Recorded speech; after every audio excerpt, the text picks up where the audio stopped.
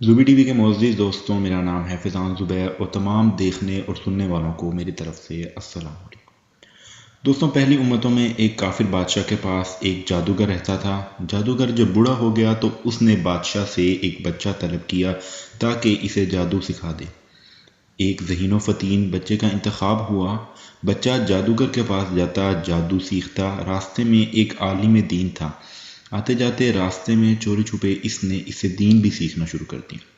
جب جادوگر کے پاس دیر سے جاتا تو وہ بچے کو مارتا۔ اس طرح والدین بھی گھر سے تاخیر کی وجہ سے مارتے تھے۔ تو راہب نے ایک دن اس کو ترکیب دی کہ جب گھر والے پوچھیں تو جادوگر کا نام لینا، جب جادوگر دیر سے آنے کی وجہ پوچھے تو گھر والوں کا نام لینا۔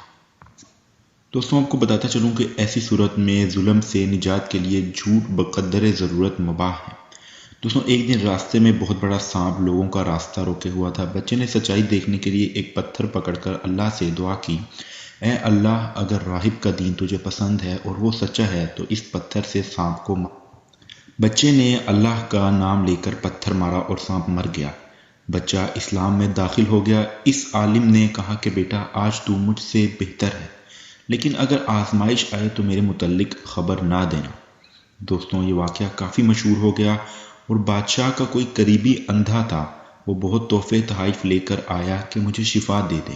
تو بچے نے کہا کہ شفا تو صرف اللہ ہی دے سکتا ہے، اگر تو اللہ پر ایمان لے آئے تو میں اللہ سے دعا کروں گا۔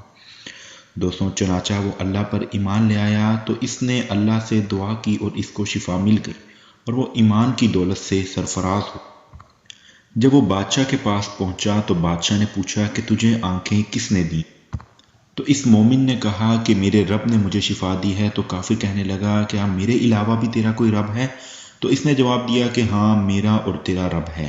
بادشاہ نے توحید کے اقرار کی وجہ سے اس مومن کے سر پر آری رکھ کر اس کے 2 ٹکڑے کر دیے، لیکن وہ مومن ثابت قدم رہا۔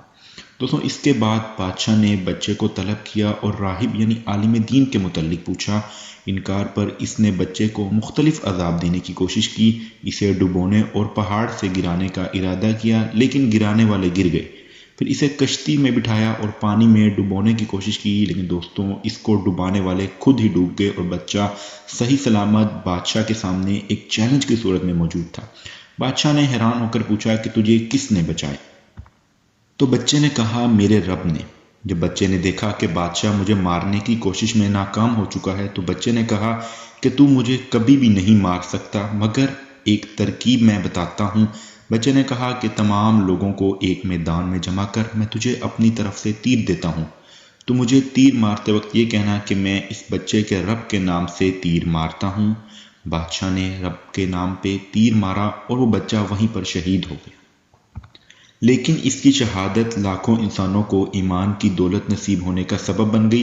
جب تمام لوگوں نے یہ ماجرا دیکھا تو سب پکار اٹھے، ہم سب اس پر ایمان لے آئے جو اس بچے کا رب ہے۔